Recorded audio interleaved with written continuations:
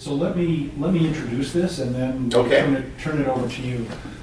Those of you who don't know me, I'm David Fleschler. I'm the Vice Provost for International Affairs here at the university. Molly, you didn't introduce yourself, so you should do that. Sorry, I'm Molly Watkins. I'm with the Center for International Affairs. So let me just give a 2-minute background on this session, and we're hoping that this is the first of what will be a continuing series of sort of talks by executives, people who are employers and who lead organizations about the importance of international study, international research, international experiences. This comes out of our visiting committee meeting last June. We have what's basically an advisory group that talks to us about trends in the world, from the kinds of trends that they're seeing in their own businesses. So we have business people who literally are all over the world in a variety of different areas. We have people who are in healthcare systems, like Rob is on the visiting committee, and we had a presentation about study abroad in the last visiting committee. And after the very compelling students who were on a panel and who talked about their study abroad experiences and then what they were doing now, because they had just graduated, all of these students, we had a discussion around the table about the importance of going abroad in the kind of role that you can have moving forward. And out of that came the idea, well, we should have people who really know about this come and talk to students and others at the university.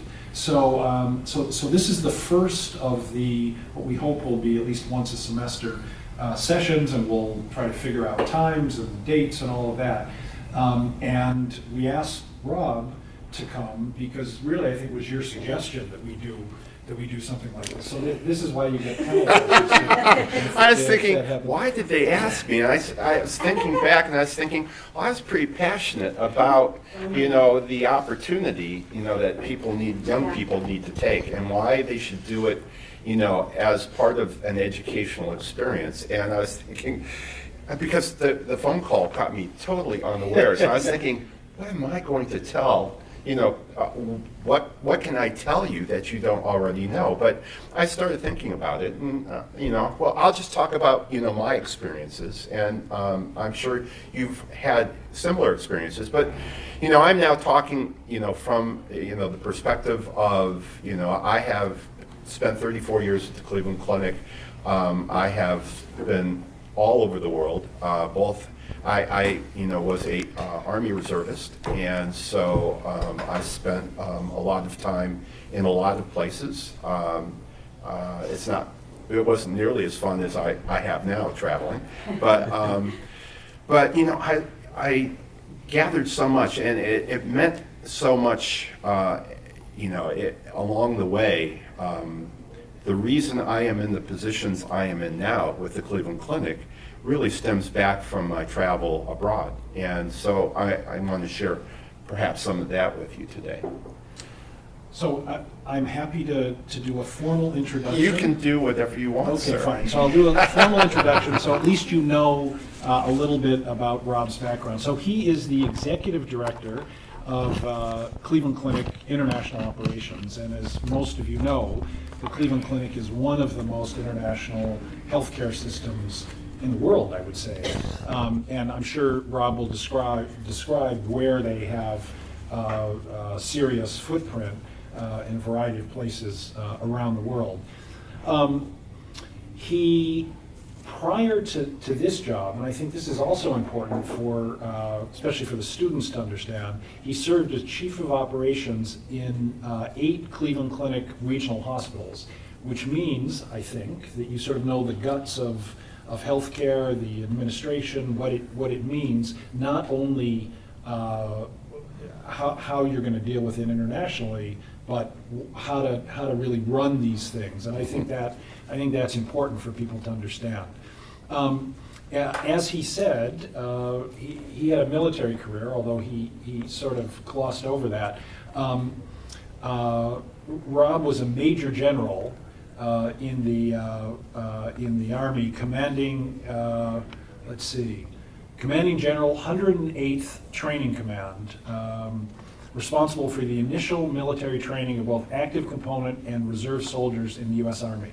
So a serious and significant role in the Army. And Basic training. And then it's got here that you had tours in Europe, Kosovo, Kuwait, and Iraq after 9/11, I guess, right?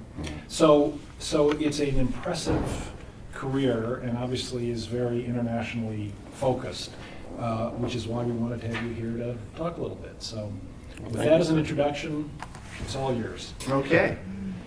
Well, so I'll start. I was trying to think what am I going to tell, and I knew that there'd be a number of international students here. So you have already exhibited the bravery to step outside your own comfort zone and come to a place that has a different culture, a different way of thinking about education, etc. So I was on my way to getting a haircut last Saturday, and I was listening to National Public Radio, which I love National Public Radio. And so there was a young lady that was describing her journey in getting a chance to go abroad while in school. And she asked her dad, what she wanted to do was she wanted to work a summer. She didn't want to just visit because, if you go into a country and you visit for a week or 2 weeks, it's not the same as living there. It's not the same as working there or studying there. So she had bugged her father, and finally her father said yes, and she decided to go to Africa. And and it's a story I've heard many times before, the trip and her her study abroad became life-changing. She came back after the summer, and she had went, and it turned out she became part of a research group that was studying wombats in Africa. But more importantly, she got to know the people there. She got to know the animals there. She came back. She finished her degree. Like many of you, she was in journalism, and so she became a reporter. And she left her graduate studies, went out into the world, took a job domestically as a reporter in some city. And after a year, she said, "This isn't really what I envisioned the rest of my life to be." And so she left that. She and went back to the place that she had done her a research summer, and they took her back in, and she now is she is a biologist, or she is studying biology in Africa. And it became life-changing for her. And and I keep thinking, so what was it that compelled her? What was so life-changing? And she said, along the way, she fell in love with the culture. She fell in love with the people. She fell in love with the animals.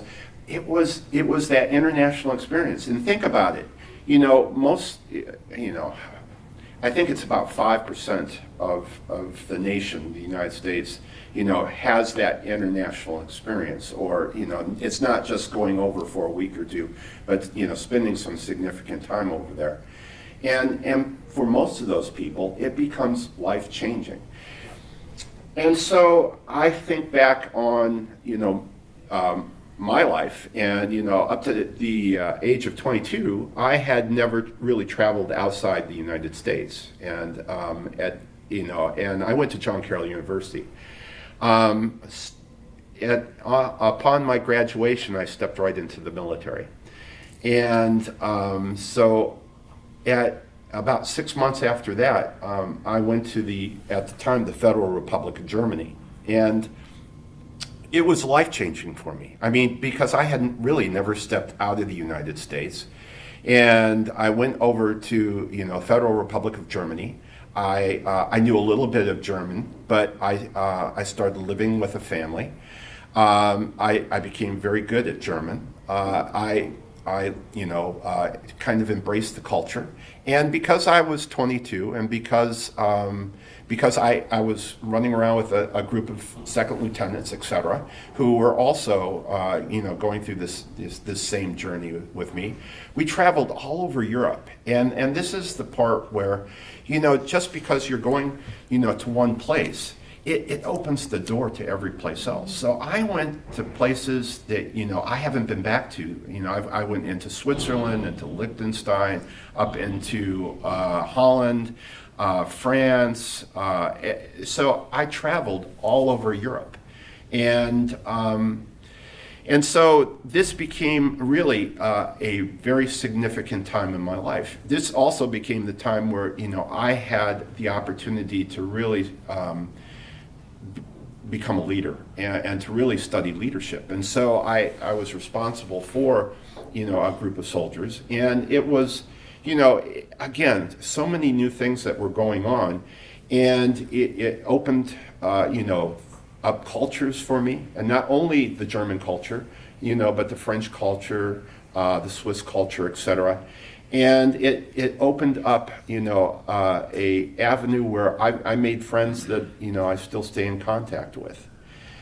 And so, fast forward, I was in Europe for 3 years. I spent a year, almost a year in the Balkans, in Bosnia, Herzegovina in 1996, in Kosovo in 1999.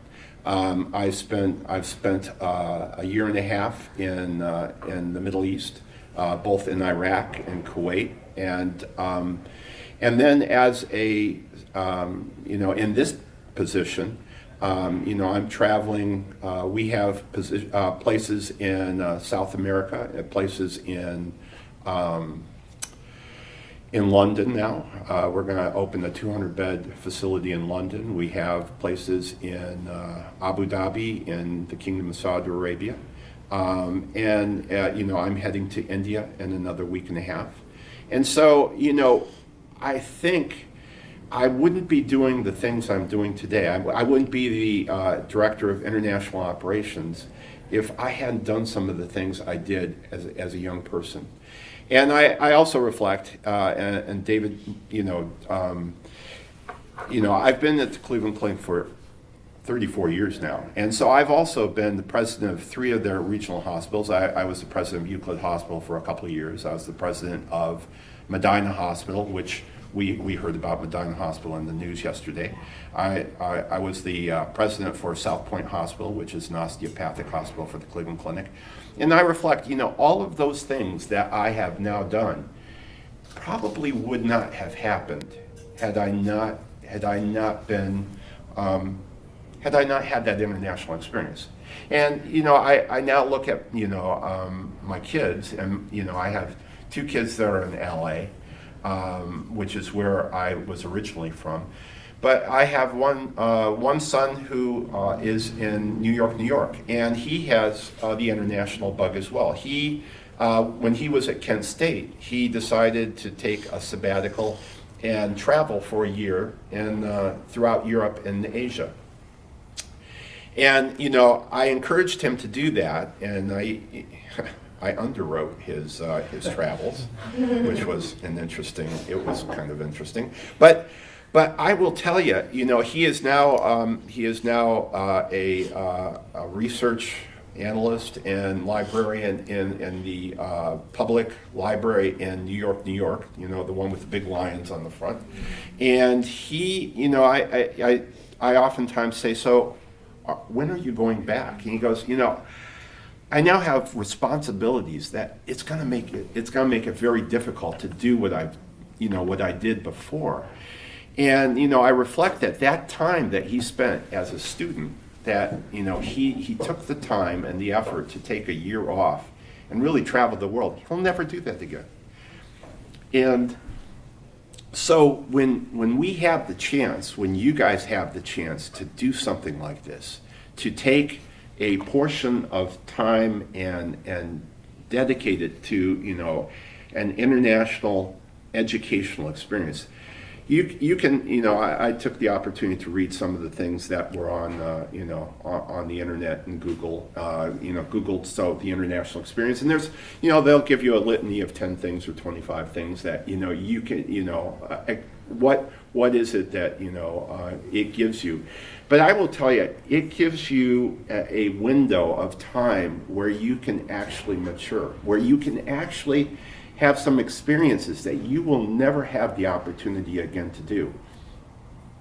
I oftentimes now talk to my folks and I encourage them, to work in Abu Dhabi or to work in, Toronto or to work in, the Kingdom of Saudi Arabia or to work in London or what have you. And, some people say, well, it's just not the right time. I mean, I'd like to do it, but maybe there's another time because I'm doing graduate, I'm doing my graduate work in the evenings now, or I have a family and they're young now, maybe when they're older. And I've heard these reasons for not doing these types of things probably over the last 30 years of my life. And I tell people, you know what? It's never going to be a better time than it is now. You're never going to have the opportunities that you have now. And so, be tenacious, be courageous, step out there, out of your comfort zone, and do it. It will dramatically change your lives. Statistically, I think, out of the graduate, the graduate body here at CASE, about 27%, I think I read, actually, take the plunge and do an international experience. Molly will tell you exactly what the percent. 30%. So, and for that, I have never say never, but I've never heard a bad story about what it did to them in the long run. Usually, what I hear, and statistically is, about north of 90% of, everyone who has an international experience gets a job in the first year of their looking. That is so much higher than the person who has decided, to have a 4-year experience here, and not take the plunge. But I will tell you, I do a pretty good job of selling, people having an international experience. Even, so over in, international operations at the Cleveland Clinic, I have people who are saying, well, I like to work, in the international office, but I'm not sure I want to take the plunge and work someplace. And I'm talking to a young man now. And what I wanted to do is get him back over to the Kingdom of Saudi Arabia. And, he wants, he wants security. He wants assurances for what the future is. And, no one can give you, assurances of what your future is going to be. And no one can give you an absolute lock on security, whether you go to China, South Korea, the Middle East, no one can tell you. But I will tell you, a lot of these places, if you look statistically at these places, they are safer than we are here in Northeast Ohio. Actuarially, a lot of the places, even in the Kingdom of Saudi Arabia today, it's a lot safer than it is, And so as I talk to people and try to encourage them, because as the footprint of the Cleveland Clinic gets bigger, I need to move people from Cleveland, Northeast Ohio, out to these places so I can share with the rest of the world the culture of the Cleveland Clinic. When people are looking for the Cleveland Clinic to come to wherever the country is, they don't want us to hire just a bunch of people to populate a building and put our logo on the building. They want the culture. They want the culture of the Cleveland Clinic to go there. And so I need to get people into the mindset. And so a lot of times, we have a very international, our physician base is very international. 1/3 of all of our physicians are, come to us from other countries. But there is still that reticence about, about taking the plunge and going out there. And so, what I'd share with you is that, it's the time to do it is, for you all is now. It doesn't get any easier. You will have, you will get a significant other. You will have a family. You will have obligations. It's kind of funny because, my wife oftentimes goes with me to, to parties and stuff. And, I always start in, a conversation with people at parties as, are you guys empty nesters? And the reason I ask that is because the biggest reason for, people not traveling is they have children. And so, I either catch them very young or I catch them, as they become empty nesters. And I will tell you that, again, the time for you all is now, before you develop, all of the relationships and all of the obligations that we develop as we get older. As we get into empty nesters, our parents, go into assisted living or what have you, and then that becomes the new reason for why people can't travel or can't live someplace else. And so, so that is why I love Case Western students, because as they come over, before they get attachments, or even when they do get attachments, I can move them very effortlessly and seamlessly because they are perhaps the most courageous, they are at the most courageous place in their lives. They're young, they're, they are very movable, they're up for adventure, and, they're looking for new friendships, new relationships, and they're looking for something new. So again, I'll only end this with, it goes back to what Robert Frost says in, the poem, The Road Not Taken. I shall be telling this with a sigh, somewhere ages and ages hence, two roads diverge in the wood, and I took the one less traveled by, and that made all the difference. It will travel at this point, international travel, international education will make all the difference in your lives, and you'll only know this when you're back into the United States and you're saying, wow, that was an experience that very few people can claim they had, and I had that experience. So thank you very much. I would just open it up to any questions or any dialogue that you guys may have, and I'd be very interested in hearing from folks that have come from other countries, what their thoughts are on international education and the opportunities and that they took to come here. Questions? Please. I'm just curious where you're going in India next week. I'm going to Mumbai, I'm going to Delhi, I'm going to Chandigarh, and I'm going to Bangalore. Do you have some sort of, what's the itinerary? So the itinerary is in Mumbai. I'm visiting one of our ILB members, our International Leadership Board members, who is helping me put an office for telemedicine in Chandigarh.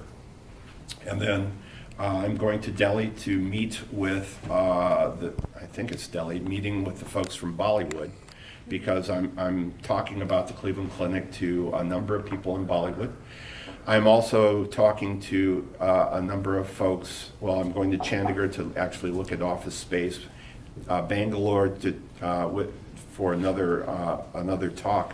But what India presents to us is they have a very good health care system. There are a number of very large healthcare systems that are present in India. However, for lung transplants, and transplantation in general, affluent Indians are very cautious about the transplantation of the organ because there's a lot of tuberculosis in India. And there, in some of these organs is dormant tuberculosis that once the organ is transplanted, if you do a transplantation in India, that dormant tuberculosis flowers up, and actually then you have tuberculosis. And so a lot of Indians choose to have their procedures done here at the Cleveland Clinic, because we have a gentleman by the name of Dr. Atul Mehta who has connections back there. But we're trying to formalize this a little bit more with telemedicine, telehealth, and so, we have about 5,000 international patients from all over the world, from China, from the Middle East, from India, from South America, et cetera, that come to the Cleveland Clinic. Another 5,000 or so that show up in our Florida facility. And so this is our opportunity to kind of spread the word about the Cleveland Clinic.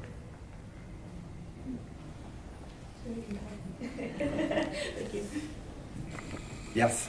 On the Cleveland Clinic's website, at least looking at jobs and positions, it looked like there was a few different divisions that were internationally focused, like international operations, international business development, maybe. Which is part of international operations. Okay, so that's run by the next Prakash Chandrish Kiran, who is Indian and is at Booth this week. I sent him for a little education, a little brush up. Okay, good. So do these divisions fall under international operations? Some do, some don't. International finance does not. It falls under our chief financial officer. International operations has international operations business development, international operations, the actual operational side of it, which is run by Mr. Bill Badur, who is up in Toronto today. It has Global Patient Services, which handles all of our international patients coming to the Cleveland Clinic, has all the interpreters, the wayfinders, does all of the appointments, handles, kind of does the concierge service for our international patients. I mean, think about, you going to someplace, say in Germany, for some sort of a procedure. You get there, and it's all in German, and then the physician speaking to you is speaking in German. And how do I make you feel comfortable about the fact that you're going to have something that may be life-changing to you, and you can't really communicate. So we have a whole department that is dedicated to that type of activity. And those are the things that fall under me. And then we have continuing international medical education over there, which is a branch. We have GLLI, which is Global Leadership and Learning, which exports education. CIME actually does continuing medical education for physicians all over the world. So a lot of the educational components don't fall under me, but we're matrixed together. So I know what they do, they know what I do, and oftentimes we go together and pull our resources together to do things like Arab health, or go to China and speak on the Cleveland Clinic and what we're doing internationally. Got it, thank you. In regards to your physicians abroad, do they have to be certified through the U.S. regulations, or everybody has their own medical council? So in the Middle East, at Cleveland Clinic Abu Dhabi, we have 270 to 300 physicians and surgeons right now. Those are U.S. licensed and European licensed. Okay. And so we're pretty adamant that if we're putting our brand up on the building, this is Cleveland Clinic, even though at Cleveland Clinic Abu Dhabi, Mubadala, which is the funding agency, it actually handles the finances for Abu Dhabi and a lot of the businesses for the country. They own the building, but we're kind of the operators. Mm-hmm. And so the quality, the patient experience, the patient safety, the reputation of the physician or of the facility is really ours, and so we mandate, the licensing of the physicians that are there. I will tell you. So, and you think, wow, so that must be really difficult to do. The reputation of the Cleveland Clinic, we had over 10,000 resumes come through, and we picked 270 physicians out of those resumes. So we were allowed to pick the cream of the crop. One of the reasons, and people say, so why are you doing a 200-bed hospital in London? And it's really to open a market for us of, people. We feel the pathway of a lot of the talent in Europe comes through London. And so we feel that by having a presence basically right across the street from Buckingham Palace will open some doors for us that will, over the next, 50 to 100 years allow us to grow into whatever the next stage of the Cleveland Clinic is. Okay, so with, I know you said earlier that you try to push people from the U.S. to work in these remote locations.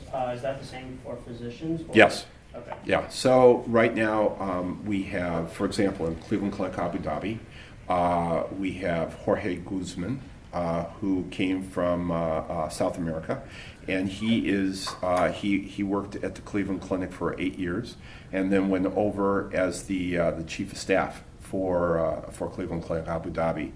Rakesh Suri, although didn't work at Cleveland Clinic, he's the president and CEO of Cleveland Clinic Abu Dhabi, came from Mayo, and spent a lot of time at the Cleveland Clinic.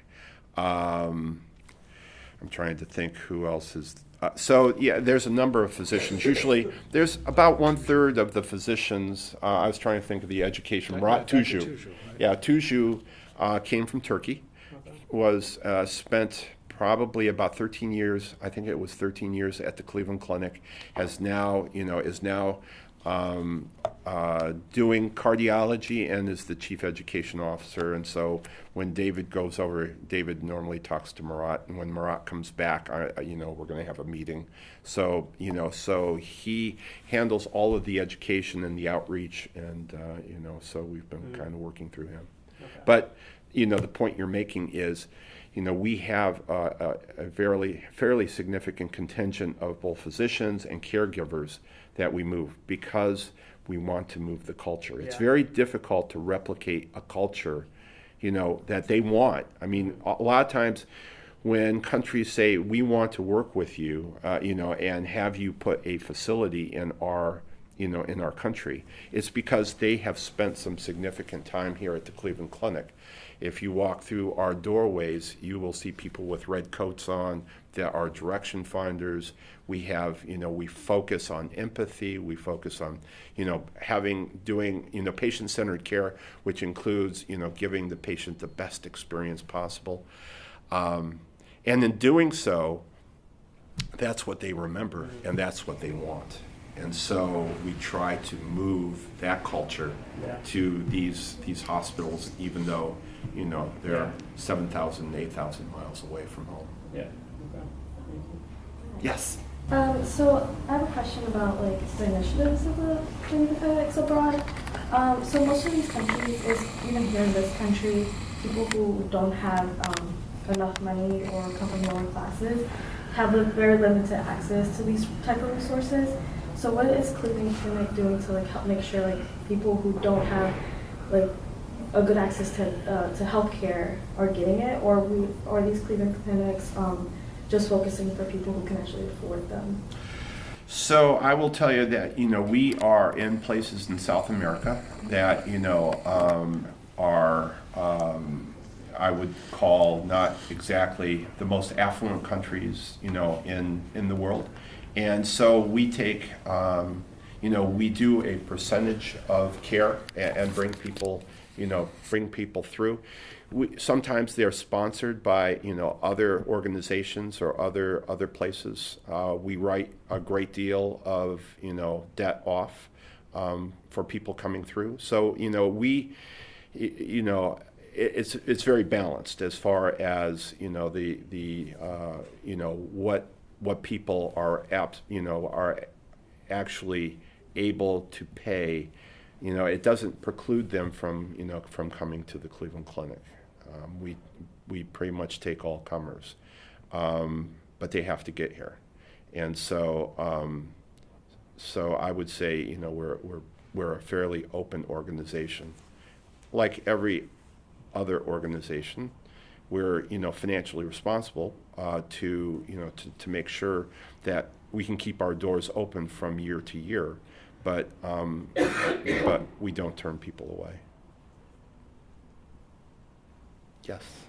It's pretty clear the value you place on international experience and the international perspective. For your group in particular, and particularly for students and recent graduates looking to work with your department, what other experiences help a candidate stand out?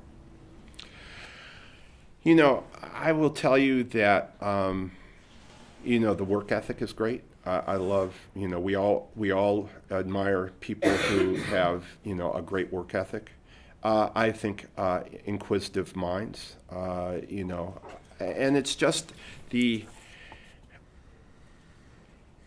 I will tell you that, the people in life that are inquisitive, that are open to learning, that are, always leaning forward, that are always willing to go the next step as far as, working on a team or working on a project, making sure things are getting done.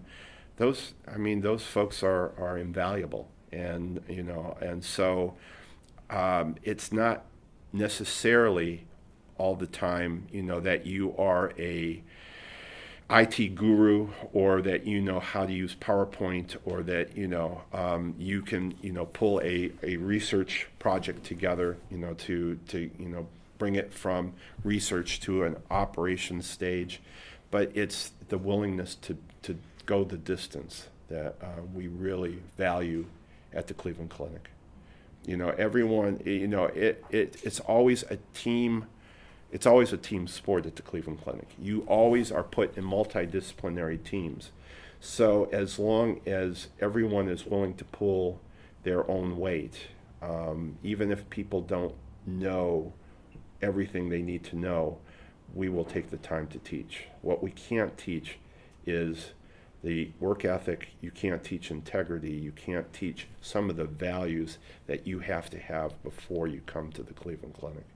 That's what we value most in the young people that come. Some of those are hard to vet. I understand. Because they're soft skills and And to actually get along and that's with why someone. sometimes we the fit isn't always there. Yeah. And so sometimes young people come in thinking that they have the hard skills, and so everything else should follow. Mm-hmm. But if the soft skills aren't there, then sometimes they will elect not to stay, and sometimes we will elect that they don't stay.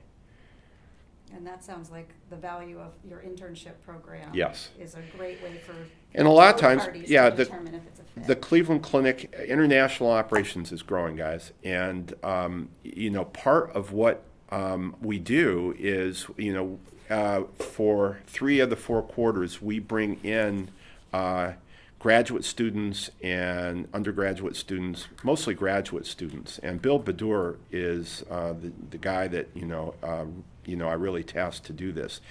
And so we will have 30 or 40 resumes come through, and we will try to pick between 6 and 8 people for every session. A lot of them have come from Case, but some have come from Carroll, Baldwin Wallace, Cleveland State, etc. I'm looking for international people, but I'm also have taken a great deal of people that have never left Northeast Ohio. It's basically in the attitude, but But we're looking for, young people who want to be on projects, who want that international experience. Oftentimes they're, international students going through international programs. And then, as they, come to the end of that quarter, we kind of, among ourselves mark the people that if we have an opportunity to bring on additional employees, we come back and we'll bring people on. And we have, and I think, David, you've been up there, we have a wall of all the people that have gone through our program. And, it's, I think, somewhere approaching 38 countries that, we've brought through. And, we normally put a little Cleveland Clinic sticker, what we call the bug, on the pictures where they have gone from, working, or being an intern for a quarter at international operations and have gone on at the Cleveland Clinic to do something else. And so we have folks over in nursing, we have folks in finance, we have folks over in human resources, and they all have come through the International Operations Intern Program, and they found another home. And some of them have gone, have stayed with international operations and have gone on and worked in Abu Dhabi, and have gone on, are going to be working in London, are working in Toronto, or working in different places that, that we're expanding to. Because I need people who have, who have the talent, who have the adventure, who have, the right skill sets to go and, in the future to, to live in China. And you may not be Chinese to live in China. You just have to be able to, understand and demonstrate that you understand the culture of the Cleveland Clinic and can move that culture with you. And that is going to be very important to us in the future.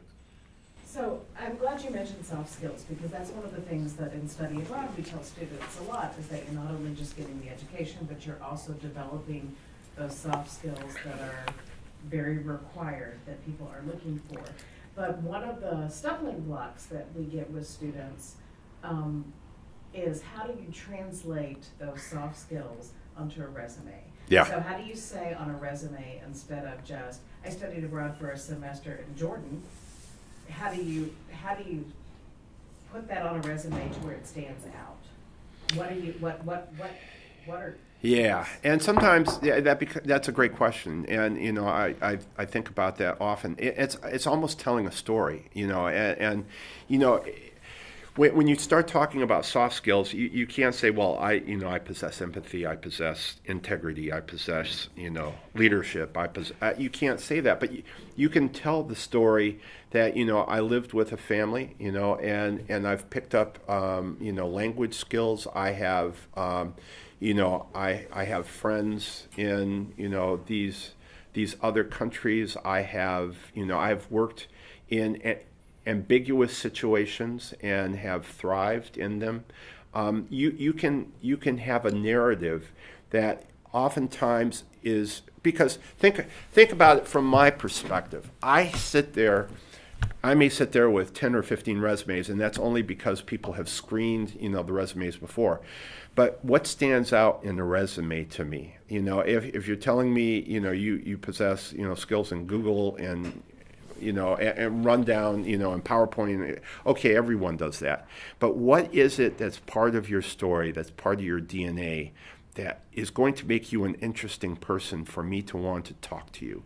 And that has a lot to do with the soft skills. It has a lot to do with where you were and what you've done and who you've met. And a lot of times, just out of interest or out of curiosity, I'll ask someone to come in, and even if I don't have a position, I'll do an informational interview, because that person, became very interesting to me in the journey that they've taken. Because we all take journeys, and we all pick up different experiences, and those experiences often translate into your personality and the way you look at things. International operations is not black and white. It's, if I, taking healthcare and going to the Middle East isn't like taking healthcare and going to London, or taking healthcare and going to Toronto. Totally different. And so you have to be able to deal with ambiguity. And it takes a certain personality to do that. So I would tell you, it's when you write your resume, write it so that you're sharing yourself, but share your experiences. Share almost in a story-like manner. Share some of, be humanistic about what you're presenting. Because as I'm reading this, if it grabs my attention, it will separate, it separates this resume from all the rest of the resumes who are just, regurgitating everything, every class, every, I will tell you, I don't even really I do, but I don't pay attention to grade point averages, et cetera. I'm paying attention to who you are and what your experiences are, and where you've been and what you've done. And that's what makes this a lot of fun, in international operations. It's really where, you take the person and you can see the human side of the person. You can kind of see the experiences, because by seeing the experiences, I kind of see your personality. And I'm looking for a certain type of personality. I can teach you everything else you need to know. I can't teach you a positive personality. And that's when you step into the world of ambiguity. I need people that can demonstrate that they can stay above, they can stay positive, they can move through, a culture and actually, work with a culture that they may not totally understand. Did I make sense with that? So this is just so I look at a lot of resumes. I'm sure you do. I see them a lot. And I have found, for that same reason, that I read the cover letter first, and if the cover letter doesn't grab me, I don't even go to the resume. Yeah. Like, if I'm not interested in the person from a cover letter, but I know not everybody's the same, but that, I think I'm looking for the same thing. I'm looking for who is this person. Yeah. And that if that grabs me, then I'll go to the resume. But if I'm not intrigued by a cover letter, I don't even. Yeah. And some resumes read like, my God, this guy must be a super stud, or gal must be some of that is just the way you're writing it. But, if you convey to the person that you're trying to reach out, and remember, a resume is only opening a door to the next step, in the interviewing process. And so, make it so that, what stands out in your resume or in your cover letter that you can if there are 50 resumes down there, that you're going to grab the attention of someone, and that person says, wow, she doesn't exactly fit, or he doesn't exactly fit, but I still would like to talk to this person because this person is interesting to me. So with that, it's 11 o'clock. I'm sure people have... I didn't think I could talk for an hour on this stuff. Now you can have some coffee. So I want to thank everybody for coming. I particularly want to thank Rob for a really thoughtful and useful, I think, hour for all of our students and others who are here. We really appreciate it. Thank you. Thank you. It was my pleasure.